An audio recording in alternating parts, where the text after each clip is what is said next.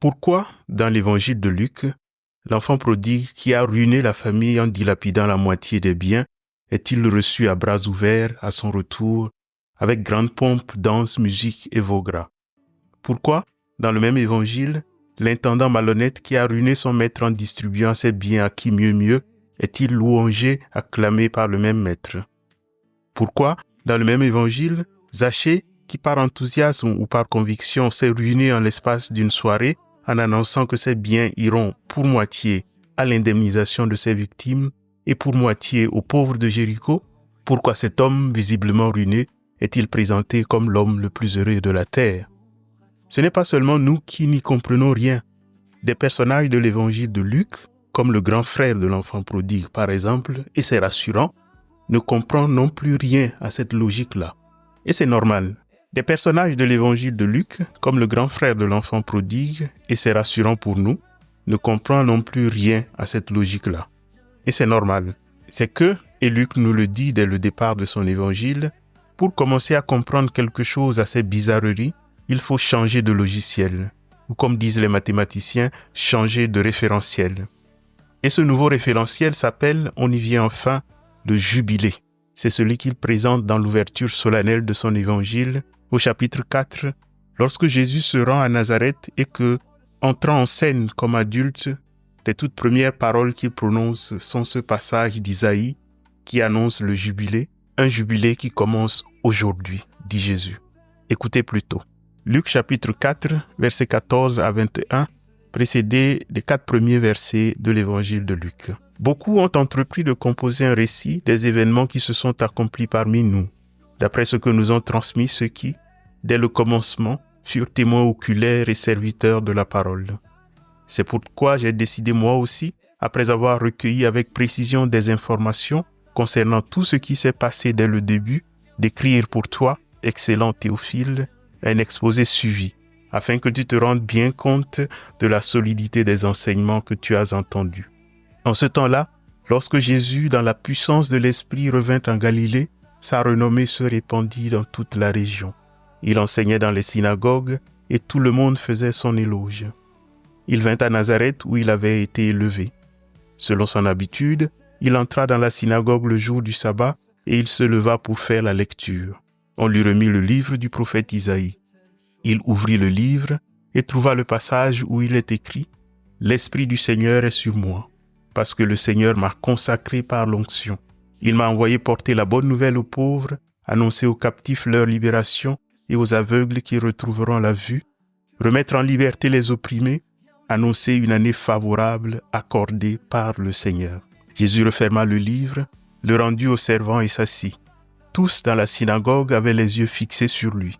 Alors il se mit à leur dire « Aujourd'hui s'accomplit ce passage de l'Écriture que vous venez d'entendre. » Vous supporterez que je vous fasse une blague qui m'arrive souvent, celle de commenter un texte d'évangile en commentant un tout autre texte d'évangile. Et aujourd'hui, j'aimerais oublier provisoirement l'évangile que nous venons d'entendre pour m'occuper de Matthieu 18, versets 23 à 35. Qu'est-ce qui s'y passe, vous demandez-vous? Eh bien, c'est l'histoire d'un homme, un serviteur, qui s'était endetté à hauteur de 60 millions de pièces d'argent vis-à-vis de son maître. 60 millions. Sachant qu'une pièce d'argent correspondait au salaire d'une journée environ, cela représente 60 millions de journées, soit 150 millénaires de travail sans repos.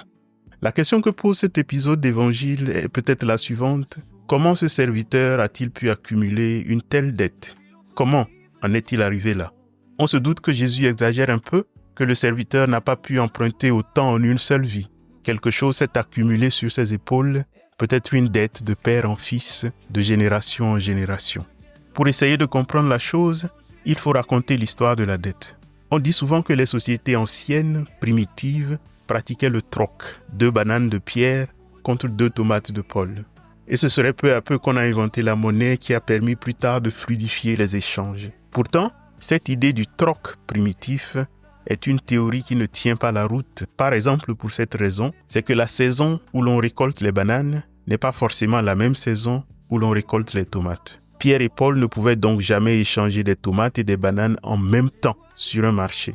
Ce qui se passait plus sûrement, C'était un système de dette mutuelle. À la saison des bananes, Pierre en donne à Paul. Et à la saison où Paul récoltera ses tomates, il en donnera un peu à Pierre. Ce système de dette mutuelle exige deux choses. La confiance, pour croire que Paul honorera sa promesse, et le pardon. Si Paul, par malchance, ne peut rembourser, par exemple parce que la saison de tomates a été très mauvaise. En plus de la confiance, il faut donc qu'il sache pardonner, c'est-à-dire remettre les dettes, effacer l'ardoise. Le seul inconvénient dans ce système est apparu dans les sociétés où l'on a commencé à écrire. Et les choses qu'on a écrites en premier, ce sont les dettes, sur des ardoises d'argile. À partir du moment où l'on a commencé à écrire, on pouvait se souvenir des dettes de père en fils et demander aux fils de payer ce que les pères ont contracté comme dette. Ce qui était autrefois oublié ou pardonné est devenu gravé dans la pierre, transmissible de génération en génération, si bien qu'à la fin, personne ne réussit plus jamais à tout rembourser. Et le résultat, c'est qu'on commença parfois à réduire des familles entières en esclavage ou à vendre certains membres pour rembourser la dette. C'est probablement ce que reflète la parabole de Matthieu, un homme croulant sous une dette colossale, symbole de cette accumulation écrasante. Aujourd'hui encore, accumuler la dette sur la tête des pays pauvres est le meilleur moyen de les asservir. Cette histoire de la dette, je l'ai apprise de David Graeber, le plus turbulent des anthropologues que j'ai jamais lu. Si la dette mutuelle favorise la confiance, dit Graeber, elle peut aussi devenir un outil de domination. C'est pourquoi, dit l'anthropologue, quand ça arrivait à un niveau intolérable, quand les petits paysans étaient endettés à un tel point qu'ils avaient perdu leurs terres, leurs biens, qu'ils avaient mis leurs enfants en esclavage et que ça ne suffisait toujours pas à payer la dette, on avait deux issues. Ou bien les révoltes populaires, au cours desquelles les pauvres s'empressaient de détruire les traces de leurs dettes, ou bien quelquefois, lorsqu'un nouveau roi accédait au trône, il anticipait en faisant proclamer avec son avènement une année de grâce accordée par le souverain, par effacement général des dettes en remettant tout à zéro. Ça serait, selon David Graeber, l'origine des mots rédemption et liberté, qui dans la Bible juive, comme en Mésopotamie, signifiait avant tout libération des effets de la dette. Et toute cette histoire était tendue vers la fin, une fin de l'histoire qui serait l'effacement de toutes les ardoises et l'abolition définitive de toutes les dettes, quand une grande sonnerie de trompette angélique annoncerait le jubilé final. Si je vous raconte toute cette histoire, c'est que l'année de bienfaits accordée par le Seigneur dont parle Isaïe et que reprend Jésus en Saint Luc comme la marque même de son ministère a une longue préhistoire. La petite expression qui conclut la citation d'Isaïe, cette fameuse année de bienfaits accordée par le Seigneur, ne désigne rien d'autre que le jubilé en question où l'on efface toutes les ardoises. Institué en Lévitique chapitre 25, le jubilé devait être fêté tous les 50 ans, chaque fois qu'on avait achevé un cycle de 7 fois 7 ans. Au bout de 6 jours, on se repose le 7e jour, c'est le sabbat, mais ce n'est pas suffisant. Au bout de 6 ans, on devait se reposer la 7e année, tout entière, c'est l'année sabbatique, telle que la prévoit Deutéronome chapitre 15. Mais ce n'est pas suffisant. Au bout de 7 fois 7 ans, il fallait sanctifier la 50e année, comme le prévoit Lévitique chapitre 25. Et pour annoncer le début de cette 50e année, il fallait faire résonner le cor.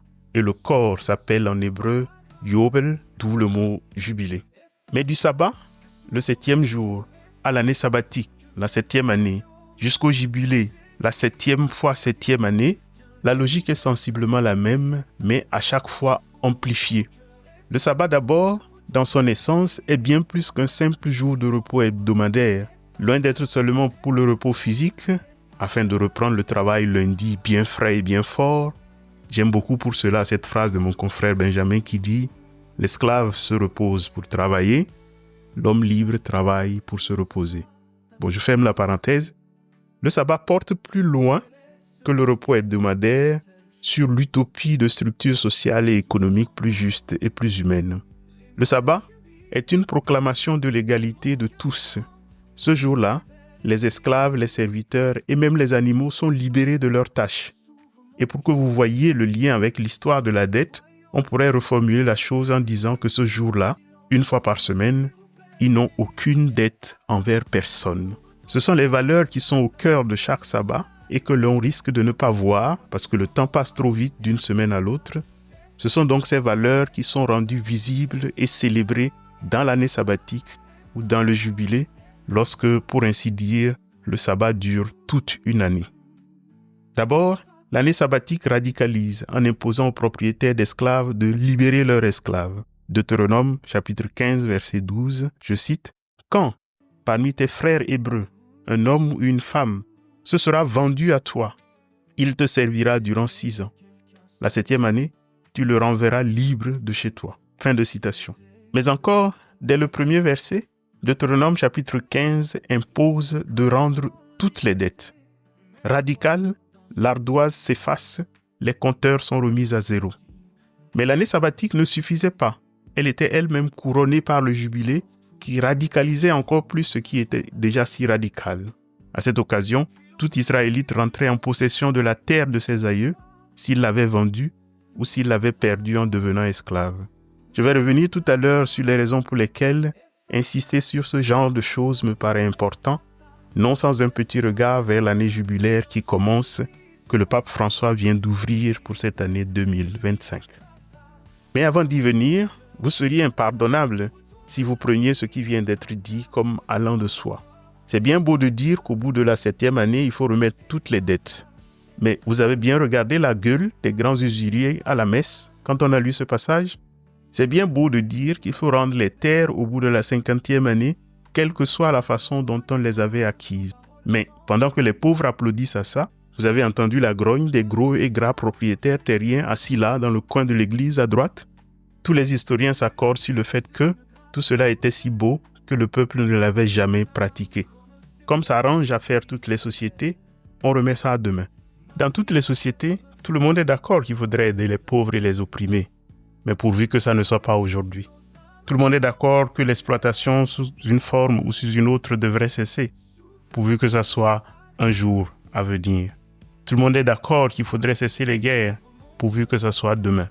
Le Saint-Pape Jean-Paul II, commentant l'évangile d'aujourd'hui, faisait remarquer que cette année de bienfaits accordée par le Seigneur était un temps attendu, espéré, désiré, un temps auquel le peuple de Dieu aspirait de toutes ses forces, un temps projeté dans un avenir à jamais retardé.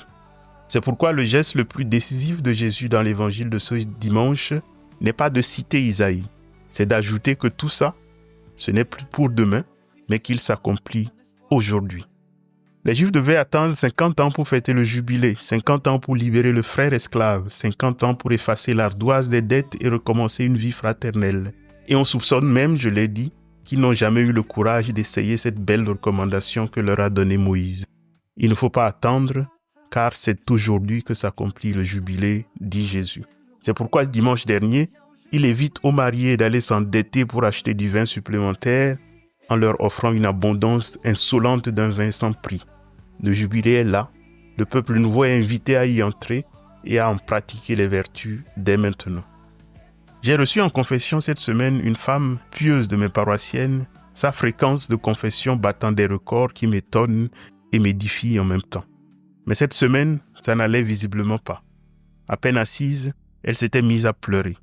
Elle reconnaissait qu'elle revient si souvent en confession parce qu'elle n'arrivait pas en réalité à faire la paix avec son passé. Elle avait beau confesser ses péchés, elle n'arrivait pas à se sentir libérée d'eux.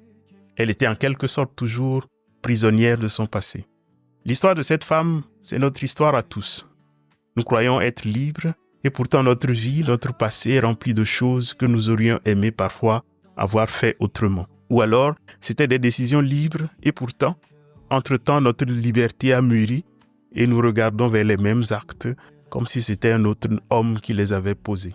Et nous ne pouvons pas y remonter pour y changer ne serait-ce qu'un iota, car aucun homme n'a aucune prise sur ce passé qui est souvent un enchaînement d'événements qui ne dépendent pas de nous. Et pourtant, la seule chose qui nous donne un avenir, c'est d'avoir un passé transformé et racheté. Quand le passé est racheté, vous n'en êtes plus prisonnier et seulement alors vous pouvez regarder l'avenir avec d'autres yeux. Et c'est là l'œuvre du pardon, c'est là l'œuvre du jubilé, c'est là l'œuvre de la remise des dettes. C'est dans ce sens que Jésus, en prenant sur lui notre passé, en le prenant sur lui à chaque fois, à chaque instant, ouvre devant nous, aujourd'hui, ici et maintenant, l'ère d'un jubilé perpétuel. Ainsi, Le jubilé, dans sa logique profonde, est une réinitialisation de notre histoire.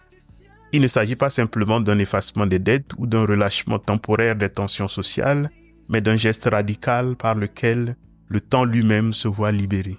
Lorsque les comptes sont annulés, que les esclaves sont libérés, que les terres reviennent à leurs possesseurs d'origine, c'est comme si l'histoire, alourdie par les inégalités et les injustices accumulées par le temps, retrouvait la fraîcheur de ses débuts. Le jubilé dénoue les nœuds du passé, non pour les oublier, mais pour offrir à chacun un avenir où le poids des structures oppressives, où le poids du passé cesse d'écraser la créativité humaine. Il redonne aux pauvres la possibilité de rêver, à l'esclave la capacité de décider, au marginal la place qu'il avait perdue. C'est ce qui explique le reste de la citation d'Isaïe. Le jubilé, c'est un temps où les boiteux marchent, où les pauvres rient, où les aveugles voient, où ceux qui sont dans les cachots retrouvent la lumière du jour de nouveau en chantant.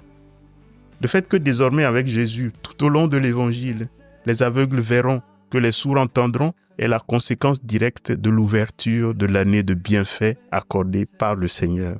En ce sens, le jubilé affirme que chaque être humain peut être restauré dans sa dignité originelle et retrouver son rôle dans l'histoire collective. Chaque jubilation est un appel à vivre dans l'horizon du royaume, là où tout est neuf, non pas parce que le passé est nié, mais parce qu'il est transfiguré. L'histoire, relancée par le jubilé, devient un chemin où la promesse divine rejoint les gestes humains pour transformer la répétition en espérance. Et pour conclure sur l'actualité, voici. Depuis plus de 7 siècles, l'Église catholique célèbre régulièrement des jubilés, tous les 25 ans. J'avais prévu de vous en faire l'histoire, mais on n'en finirait pas aujourd'hui. Donc, tous les 25 ans, la possibilité d'un nouveau jubilé, d'un départ à neuf, d'une libération du fardeau, d'un recommencement de l'histoire. Je pense que chaque chrétien n'a en définitive l'occasion de vivre vraiment que 2 de ces jubilés dans sa vie. Pour le 3e, soit il est trop jeune, soit il est trop vieux. Ne serait-ce pas là l'occasion de remettre dans nos vies certains compteurs à zéro? Peut-être que, dans un élan de libération intérieure, nous pourrions accorder ce pardon qui attend depuis trop longtemps, remettre en jeu la confiance que nous avions égarée, ou encore réparer ces failles invisibles qui déchirent souvent nos fraternités. Peut-être en profitera-t-on pour renouer un lien brisé depuis trop longtemps, pour apaiser une tension familiale ou pour poser un geste de réparation envers autrui. Remettre, ou du moins tenter de remettre le compteur à zéro. C'est cette logique qui éclaire les récits parfois déroutants de l'évangile de Luc. Pourquoi l'enfant prodigue, malgré l'énormité de sa faute, est-il reçu dans une fête éclatante? Eh bien, parce que son père, dans une logique de jubilé, efface l'ardoise et remet le compteur à zéro. Pourquoi l'intendant fidèle est-il loué après avoir réduit les créances? Parce qu'il prend sur les biens d'un Dieu dont l'abondance est notoire et les distribue de façon débonnaire autour de lui. Et Zachée, en rendant bien plus qu'il n'avait pris, ressemble à celui qui s'était accaparé des terres et les restitue pendant le jubilé, à celui qui avait des esclaves et les lâche à la liberté. Tout l'évangile de Luc prend une autre profondeur lorsqu'il est lu à la lumière du jubilé. Il ne s'agit pas d'un cadre marginal ou d'une note de bas de page dans le texte, il en est la clé de lecture. Depuis l'annonce de Jésus à Nazareth jusqu'aux paraboles et récits les plus singuliers, tout converge vers cette proclamation. Le temps est accompli. Le temps est venu de rendre aux pauvres, de libérer les captifs, de rétablir l'équilibre brisé. Le jubilé, c'est l'évangile en acte, le point de départ pour une vie qui retrouve enfin son souffle, sa joie et son horizon. Bon, il m'arrive de rêver aussi que, pendant ces jubilés proclamés par l'Église, notre Église se calme un peu, s'abstienne un peu de la pile de documents, de déclarations, d'années à thème qui nous tombent souvent sur la tête et qui parfois ne semblent nous éclairer que pour ajouter de nouvelles couches de complexité et de perplexité à nos consciences, qu'elle en profite pour entrer pour une année dans le silence d'un sabbat. Bon, vous le savez aussi, il m'arrive d'en demander un peu trop à Dieu, c'est vrai, mais en même temps, il est assez grand pour se défendre tout seul. Il était quelqu'un sans nom. Il était de l'autre pays. Il avait le corps en liberté, mais la voix dans une prison. Verras-tu aussi mon cœur emprisonné, qui bat pour tout mais reste sourd à ton appel. Depuis l'autre rive du monde nouveau, nous guettons tes pas, nous guettons ta voix, nous guettons ta voix. Ephata, que s'ouvre mon cœur, Ephata, que vienne le royaume. Viens en Jésus, brise mon silence, viens rire où pèsent mes nuits. Ephata, ouvre ton cœur, Ephata, ouvre-toi à la vie. Ephata, voici ton aurore. Ephata, Ephata, Ephata, Ephata, Ephata, Ephata. Il était l'ombre des foules, sans voix ni gloire, sans parole, sans cri. Les doigts du ciel ont touché sa douleur. Ce fut la brise d'une grâce nouvelle. Mon âme, comme ces mots, se brise les ailes. Ma prière figée au chant silencieux. Car comme lui, nos âmes sont aussi muettes au feu de Dieu. Souffle sur nous ta grâce. Ephata, que s'ouvre mon cœur, Ephata, que vienne le royaume. Viens oh Jésus, brise mon silence, viens rire où pèsent mes nuits. Ephata, ouvre ton cœur, Ephata, ouvre-toi à la vie. Ephata, voici ton aurore. Ephata, Ephata, Ephata.